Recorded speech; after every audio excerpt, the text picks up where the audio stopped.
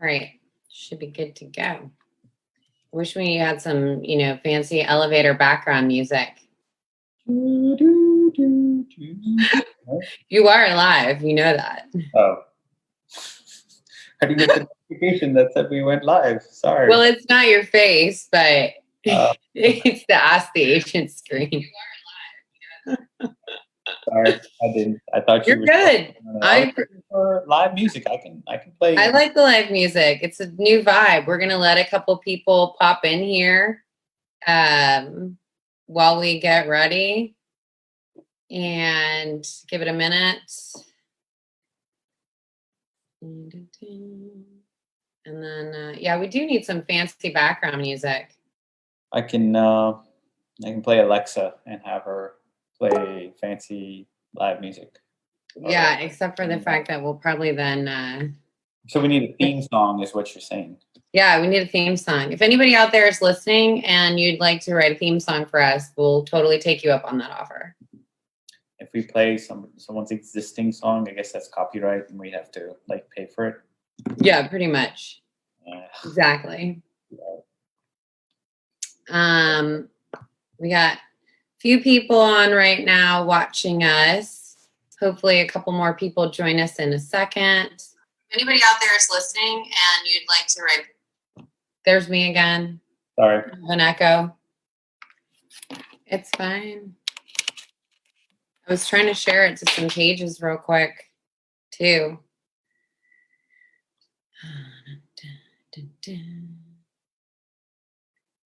What? None of our fellow Welch Team people have joined us yet. Hi, Eddie. Thanks for joining us. Tell people to go live. Oh, you did. I did. We got a couple people here now.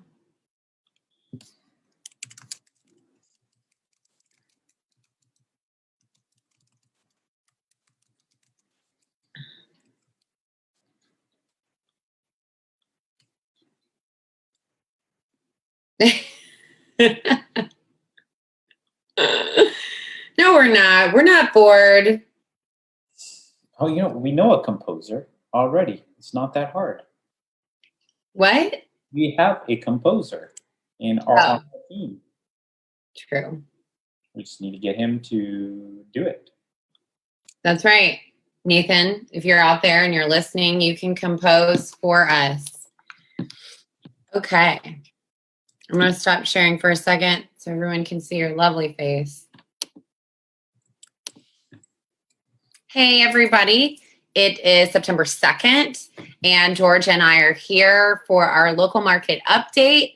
And I promise, I say this every week, but I really promise we're going to try and keep it brief this week and be done by 4 o'clock. So I am going to, we got a couple more people on. Good to see you. So let's jump right in. This is our weekly September 2nd Ask the Agent. We'll go back to our screen share and we shall begin. Let me present mode this. Okay. If anybody has any questions, as always, this is supposed to be an interactive environment, so we welcome live question. Weekly housing market, not a ton of, oh, look, I just have to backtrack a second. Nathan said he would compose us some music. So next week, everybody, or maybe we'll give him 2 weeks to get on top of that. We'll have our own lovely background music. So this week, more of the same.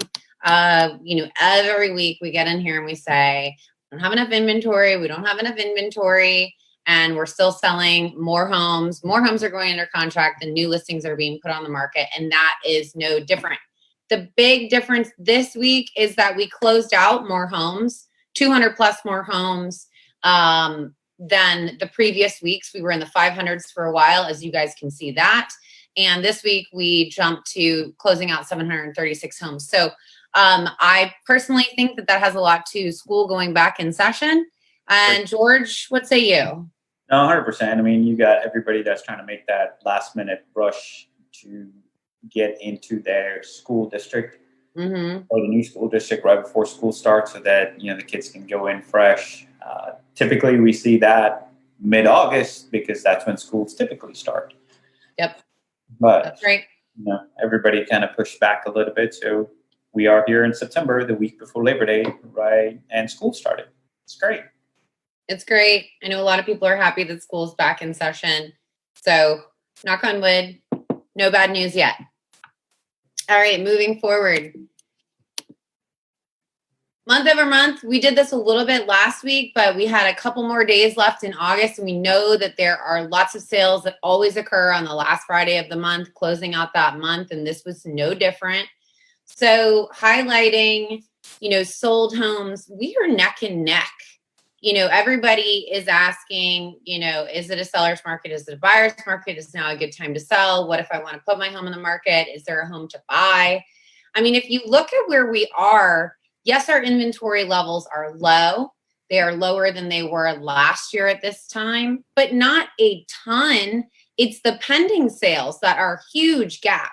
I mean, 3,055 homes in August went under contract versus in this August, 3,902. I mean, that's a massive jump. That means that if you're putting your home on the market, you pretty much are getting an offer and putting it under contract. Two categories that I don't normally talk about, we don't normally include when we look at our month over month stats, are expired homes. So that would be a home that went on the market and it lasted the entire listing length and never sold, or which is different than withdrawn. So, and then an extended home. So maybe you had a 6-month listing agreement, it didn't go under contract, and you agreed to continue your listing agreement with your current agent, which interestingly enough, both of those category numbers are lower. So for me, looking at it on the surface, and I love George's opinion, we have less expired homes, which should translate into some of those are the ones that are going pending, which that pending number is way high compared to where it was last year. And then we have less homes that have extended because, again, they're going under contract. I don't think that it is because they're being withdrawn and taken back off the market, because those numbers don't match up. That's not what the data is telling us. This data should be telling us that those properties didn't need to be extended because they were sold. They went under contract and sold. What do you think, George? Agreed, 100%. I mean, clear that if you put a home on the market, it is going to sell. You just give it that standard amount of time. Depending on your area, it's going to vary, whether it's a 30-day time frame or if it's a 90-day time frame. Somewhere in between, those homes are going to sell, so you don't have to worry about just putting your house on the market and not getting a buyer for it. Eventually, you do. Hence the reason why pending sales is going up, and hence the reason why the number of extensions on your current listing agreements out there are not being done, because there is no need to. Right. In period of 6 months, with this time frame, you're pretty much on market, under contract, and closed well within that time frame. Mm-hmm. You are, and we're seeing it, week after week, month over month, pretty much since April. So let's go to. This is average pricing for August 2020. So average list price, $269, and this is across the entire MLS.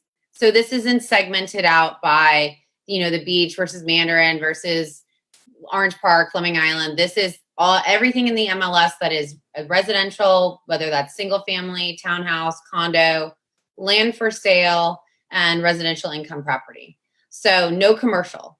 Average list price, $269,087. In the last 8 years, that's the highest listing price I've seen by far.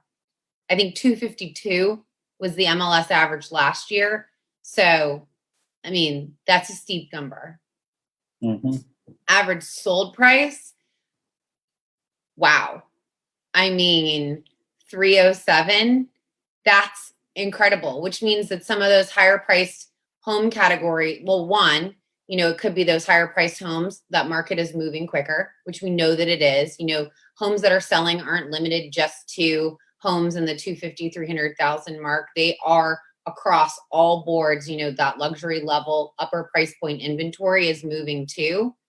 But it also is an indication that those prices continue to get pushed up. So you might list at 269, let's say that's the average, but we're still multiple offers, raising prices, people getting into bidding wars, and that average sold price is ticking up. Make sense? It definitely does. I mean, and one thing you will have to figure out right now is that we talked about a few weeks back, the people that were in tough issues as far as financially goes were at the lower point of the market for they were looking at those 150, 200,000 and under price point. People that were 300, 400, 500 and above were not hurting as much in regards to their employment or their financial status, and hence the reason they were making more changes, whether it be upgrading their homes, making changes to the area, trying to get a bigger backyard, whatever it might be. So those are the homes that are selling now. Yep, that's right. All those DIYers are getting everything. They've gotten everything ready. They're ready to go. All right. And then active listings.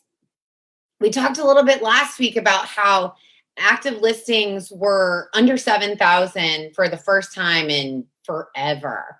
We're seeing over the month of August, the 8691 homes were active on the market, active in range right now, and 3,162 sold. So that sold number we talked about on our last slide is just a little bit less than where we were at last year, but overall our sales are exceeding the market by between 20 to 25%, depending on what category you might be looking at. So last week I mentioned that I wanted to dive into something that I think is unique to our marketplace a little bit with what's happening with vacation rentals. And so vacation rentals have been a hot topic about, Airbnb has new requirements for cleanliness. People might be more inclined to travel domestically. And that's, that is exactly what we are seeing confirmed in North Florida. So the long-term housing market or the long-term rental market, we get a lot of questions from our investors about, should I sell my long-term rental? Because maybe my tenant isn't paying and they were given, leniency on paying that based on COVID. And now they're looking at a situation where those investors that are holding on to those long-term rentals are thinking maybe now's the time to sell. Well, is that the same in the short-term rental market? And based on what I've been able to dig up in a small amount of time, I don't think so. I think that our short-term vacation rental property owners have experienced, I would say since about June, there was definitely a dip in their occupancy rates. And part of that was because of the state of Florida. You were not allowed to have Airbnb, VRBO, home away vacation rentals happening for a while. But now they're back up to 95% plus occupancy rates. And we are very fortunate in that we live in a very driving travel friendly state. There's a lot of domestic vacations that can happen in the state of Florida where if we're not able to fly around the world or even people be comfortable leaving the state, what can they do that's close to home? And we have tons of beaches, tons of parks, tons of outdoor activities, and that has really kept those vacation rental owners in business. George, I know that your family, you guys booked a vacation rental, didn't you? And you switched your vacation plans up because that made more sense for you. And I'm sure you've heard of other people as well. And while you chat, I'm going to share I'm going to go to another screen to share. Well, that is, really at this time of year when most people were taking trips to Disney, Universal, SeaWorld, those types of places, realizing nobody wants to be sitting in those crowds anymore. Just the concerns that they may have and valid concerns. They made those trips going on short vacation trips to the beach, to the lake, to pretty much any other parts of town just to get a different feel. We went out to the beach out in Panama City got a vacation rental, one street off the beach, with a pool house. I mean, it was perfect. We didn't really have to leave anywhere other than to go grab some food once in a while. I know friends that had one down at Volano Beach. I know people that have gone all over the state of Florida just to say, hey, this is our vacation. We're going to take a short weekend, 4 days, something like that, to kind of have a little bit of time with family or friends combined, just to be all out there. And I think that's a phenomenal opportunity for people to do that. And we're going to continue to see that, not just here in the state of Florida, but I feel like that's going to continue throughout the country, whether the lakes in Georgia, going out to hunting in Tennessee, wherever it might be. So vacation rentals are probably going to be very, very popular over the next year to 2 years. And I think people are going to see the value of it and continue to do so. Absolutely. I've just been sharing a couple of things while you were chatting. And while we're talking about this, I know you guys can't see this super well, so I'll try to interpret. But this is it just went away. It's reloading, I think. This is a website that I use, AirDNA. They compile a lot of vacation rental data across internationally. And so up here, there's a little heat map. And you can see, if you click on here, so here's the US, the revenue change July. This was done at the beginning of August 4th. So we don't have August data yet, which I think August data is going to be way higher than even what July was, because people really, I think, tried to cram in their last minute summer vacations before school started in the month of August. And people may have been holding out, like maybe we'll still get to do what we had originally planned for. And they finally decided to scrap it, and do something locally and maybe stay at one of these vacation rental properties. But if you look at this heat map, you've got monthly revenue change way up for here. In other parts of the world, I mean, tremendous. Like if you go over to Europe, 136% in France, so AirDNA is a great site that I like to use. For our purposes, I did a very informal poll of some Jax Beach vacation rental owners and got extremely positive feedback that tracks higher than what these numbers are. But if you look over here, so back in February, pre-COVID days, you've got over 1 million active properties. Now, total, all the way down through August 2nd, down to 850K. So that's, a 200,000 plus swing in active properties. We could probably attribute that to people that operated, in states that maybe still have restrictions on what you can do with vacation rentals, or people that cannot, they can't rent out a portion of their home anymore. So here we have a lot of homeowners who own properties that solely function as a vacation rental home. And I think that that's really a huge plus, because we're not worried about strangers coming into our house because we don't live there as well. So these are strictly operated as vacation rentals and vacation rentals only. You can see how bookings fluctuated over the past several months. So here's an interesting trend line. We went up, into the middle of the summer, and then we came back down again. And that, if you remember, that end of June, beginning of July, that's when the country had some spiking levels, and city governments got a little bit tighter on what their restrictions are in certain areas of the country as well. So those numbers have fluctuated, but all in all, 413,000 new bookings as compared to back pre-COVID, you're looking at 347,000. So those numbers are up. People are traveling domestically. And for us in our beaches, our areas, like Riverside, Avondale, those nice walkable areas of town, that has really been an economic plus. Average daily rate holding its own over COVID. And look at it. Average daily rate has increased since last year. So the purple line is 2019. And then this orangey red line, that's 2020. So people are getting more money for their vacation rentals these days, even though we know occupancy, the occupancy rate has trended down. So you can see up here, but this isn't whole nationwide. This isn't just Jacksonville, Florida.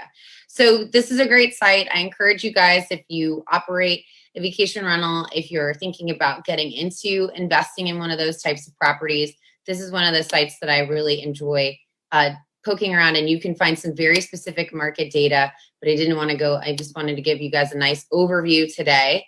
And then vacation rentals, and this is new bookings globally. So I'll scroll up a little bit here. Check out this headline.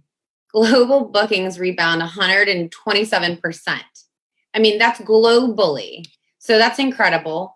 We in North America, we're here in the blue. And you can see where we were all the way over here in the beginning of February to where we are now. So amazing. US in the headlines again here. And this is great for our beach community. This really is. We have so many miles of beach line from Amelia Island all the way down to Palm Coast. And there's a lot of people that depend on that income. Plus, we have a lot of people, healthcare travel. So we have a lot of hospitals here that people travel for. They really need a safe place to stay when they're here for treatments. And sometimes they're here for a month or two at a time. And, in May, the San Pablo area, the beach area is a very popular area for vacation rentals for people that are visiting Mayo Hospital. Likewise, same thing happens when you go downtown to the Riverside area, where you've got St. Vincent's there as well. So, and MD Anderson and Nemours, and there's just, we're a healthcare hub. And we've seen that trend over and over again as being one of the things that has kept us moving in a time of uncertainty, kept our housing market moving. And relo is something that I know George and his team are seeing a ton of, whether that's business relo or nurses. We've seen a lot of nurses lately. And if there's anything, I've kind of been droning on here for a while, but I do want to wrap it up. But George, is there anything that stood out to you while I was chatting that you'd like to add into that vacation rental mix? No, I mean, it's a great point. We did have a couple of great questions that popped up. One from Fergus saying, could a buyer use a property manager for holiday rentals in the same way they use for long-term rentals? Mm-hmm. Great. And yes, absolutely. There are several businesses strictly that's all they focus on is vacation rentals. So we have a couple. I have personally had a buyer of mine who purchased a property for a vacation rental, work with one here locally in the St. Augustine area, and has been great service. And especially if you're not local or you're not going to be here, with all the extra requirements that have been put in with some of these vacation rentals, right? It's very, very helpful to have a team of individuals that can coordinate and quickly turn some of these homes around in order to get them back out on rent. Because I know when we were in Panama City Beach, we had a home across the street. We saw we talked to the people, we hung out with them for a little bit. They were leaving that evening. You saw the crew of cleaners come in within an hour or two of them leaving. And the very next morning, there was a whole new set of cars there. So they had the property turned around and back out on rent. So for a day, a week, whatever it might be. So churning out these vacation rentals is very, very easy at this time because people are leaving. One thing to add, of course, because of the fact that you had schools get pushed back, you had a lot more people saying, hey, we've got 2 weeks, a week, extra 10 days. Let's take another trip. Take a quick trip somewhere else. And if it was 5 to 6 hour driving distance, they did it. Right. Yeah. That's what we did. That was really the plan. We came up a couple weeks before when we heard school was being moved out. Came up with a plan in Panama City. Everyone wants to get out of their own house and go visit somebody else's house. Yeah, you got an extra couple weeks of summer. Make use of it. So, and then, there are a lot of local property managers that can manage just vacation rentals. And then there are some national companies out there. If you guys want some names, feel free to, I just threw something at myself. Feel free to reach out to me. I'm happy to share that information with you guys as well. Christina asked, are there restrictions per area and VRBOs? Yes, absolutely. There are, each of the cities sometimes have their own restrictions, and different condo buildings have restrictions as well. So if you are contemplating purchasing a vacation rental, you will definitely want to partner with an agent who can help you figure out which works best for you. Some of the cities have 30-day minimums. Some areas of towns have 7-day rental periods. The state of Florida has been legislating this for a while. So yes, The short answer is yes, there are different restrictions. Please partner with somebody who can help you figure out what's best for you. And yeah, Tamara just booked a vacation rental for this fall. It is an excellent option. So that is it for us this week, unless we have any other burning questions out there. No? Look at it, it's 4:00. I'm so proud. We are wrapping up. That's all for September 2nd. This is George. This is Kelly. George is with me. I can be Kelly if you want. You can be Kelly. All right. You get to have long hair next week. We'll see you again next week. Thanks, guys. Bye. Bye. Maybe bye.